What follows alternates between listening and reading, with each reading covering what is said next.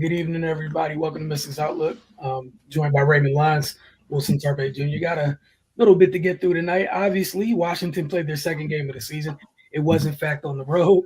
A little bit of some some vibes back to last year when you only they were 8 deep tonight on the road for various reasons. Condolences out to Tiana Hawkins and her family. We shared on the broadcast. Um, Lost a family member. Then you had Elena, where she's going to be managed throughout the season. Goals to get her through the season and have her primed, ready to go for the postseason. Should they take care of business? There's a lot of stretches, and WNBA season is always already compressed. You're not going to have players coming back from injuries, playing 3 games in 5 days. You barely want healthy players making it through that. They're still missing Elizabeth Williams, still overseas. That said, 8 deep tonight. They had a strong first half. Things got a little dicey in the fourth quarter, but they would hold on. Beat the Minnesota Lynx, 78-66. So, Ray, just want to get your thoughts on this one. Yeah, man. They like you said, they just did the work early and held serve to finish the game. The first half was about as perfect as you can get, man. They were clicking on all cylinders on both ends. They were moving the ball effectively, getting high quality looks on defense. They just had Minnesota locked down. They couldn't do anything. They couldn't get comfortable. Couldn't get into any sets.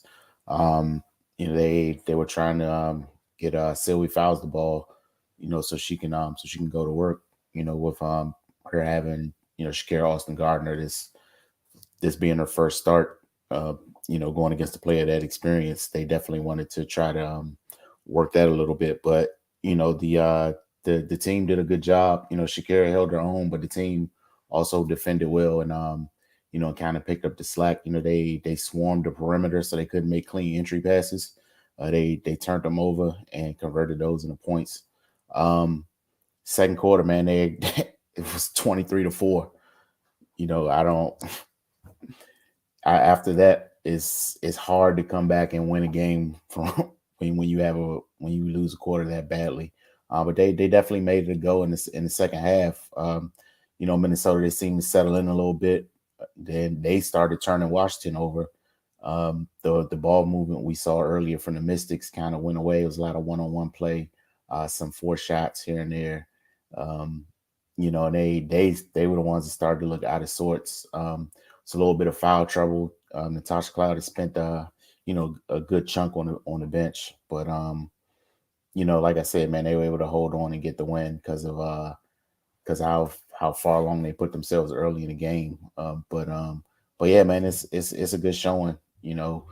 Like you pointed out, they were 8 deep, so not a lot of room for people to get rest. But Coach T managed that the best he could. He cycled people in and out, and they were able to keep it up and pull it out.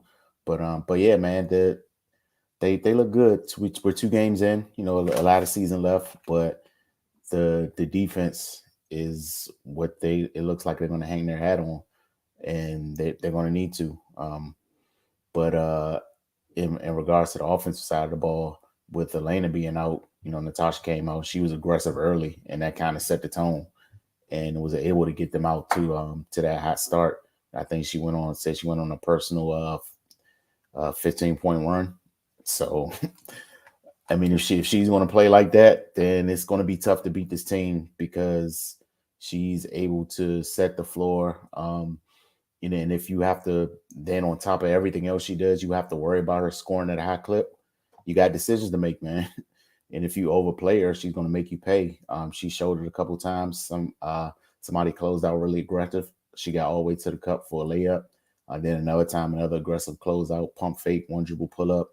Then she was finding people. So yeah, man, if this is going to be consistent for Natasha Cloud, then the Mystics are going to be extremely difficult to defend, because if she's going to shoot the ball like the way she shot it tonight, you're not going to be able to defend her like you defended her last year. And yeah, man, and I feel sorry for whoever has to do that scouting report, because is right now is no holes in her game. Like their home opener, we saw sometimes where the shot wasn't falling. She had a smaller guard on her. She went right to the block and went to work. So yeah, man, she's scoring at all three levels now. So put that on top of her playmaking and the way she's able to control the game, it just opens up so much more for them. And this is without Elena. With Elena on the floor, it gets even even more tricky for the defense. So yeah, man, good luck. Yeah, good showing for the Mystics, man. They starting off 2-0. They got a tough one coming in on Tuesday. That's one of those games where you that's a barometer game, to kind of really see where you are. So, if they're able to come out and play the way they played in these first two games, then man, it's gonna be good things in store for them. Nah, for sure. I think the biggest thing I love how you brought up Shakira was a tough position to be in. Obviously, knew it was going to happen a couple times this year, but game two, hey, we need you to start. By the way, Sylvia Fowles, one of the greatest bigs who ever played this game. And I love the fact that her teammates had her back the entire night. There were no easy entry passes. Like what they weren't going to do was let Seal catch the ball 1-on-1 on that block, unbothered, just 1-on-1. Um, and I love that Washington made sure that wasn't going to happen. Obviously, there was going to be some drop off during the game. You're 8 deep, and the 8 that you have aren't exactly your top 8. You know, this is not a knock on anybody. Just it wasn't your top 8. And you got through it. Like that's the biggest thing. You got through it. Yeah, I'm sure I can probably hear Coach T right now in post game presses talking about how they finished the game. The ball wasn't moving as much. A little bit too much 1-on-1, what have you. At the same time, they were 8 deep. You're on the road. You got out of there with the W, and that's what's important. Um, Defense, like you said, that's 2 games in a row. Their defense has made a tremendous impact in the game. Their ball pressure was crazy for the first half. Like you said, you couldn't really find things they did wrong, man, outside of just missed some open looks. And that's the other thing. That's 2 games in a row they've played. That's 2 wins. And they haven't had like a typical good Mystics shooting night from the floor yet. Like it just has to happen. So tonight they shot, I think it was 7-21 from 3. Yep. It's not like they don't have capable shooters on this team. Folks are just missing shots. At some point, those will fall. But again, it's back-to-back games. We walked away with W's. This one on the road, good test. I like the minutes that they got out of Stephanie Jones, out of Rui Machida. Like, again, you're 8 deep, so they got what's called. Steph gave him almost 16 minutes, and Rui gave him right under 19 minutes. You needed it. Yeah. You needed it. And especially like, Tosh was in foul trouble. You had Maisha in foul trouble at times. Shakira was in foul trouble on a night where after, Shakira leaves the floor, your tall as big as 6'2", 6'3". And again, that's big silk down there, Jessica Shepard, it was fun seeing her back to who she was in college. I thought she had a really good outing. And it's gonna be fun. I think she's a great match next to Sil. Someone where other teams you got to honor out to the 3-point line. Mm-hmm. She's similar to Maisha in terms of what they bring next to a big. You can put it on the floor, take you out to the 3. They both are down to play defense. So it was fun watching them go at it. But just like you said, man, Washington did a good job defensively. And then late, in the fourth, despite everything going wrong, they steadied themselves and they closed the game with defense. How about that? Their defense is still what closed this game out late. So okay, you know how this goes. Player of the game, sir. Natasha Cloud, man. The way she started the game, and it was already on her mind that without Elena, she's gonna have to be the one to to fill that void, and she did it. In the first half, got them off to that good start, and gave them a good enough cushion as to where even eventually Minnesota was going to make their run, but they were down by 27 at one point.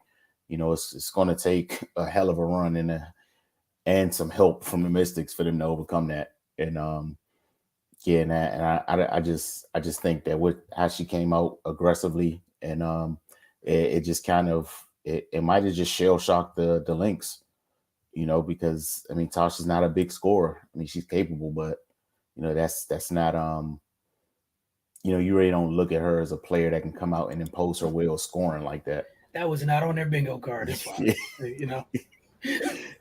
And it's a development from last year, with how they were limited personnel wise. They said, if we let her do what she's comfortable doing, then yeah, that will bode well for the Mystics. So they tried to force her to become a scorer.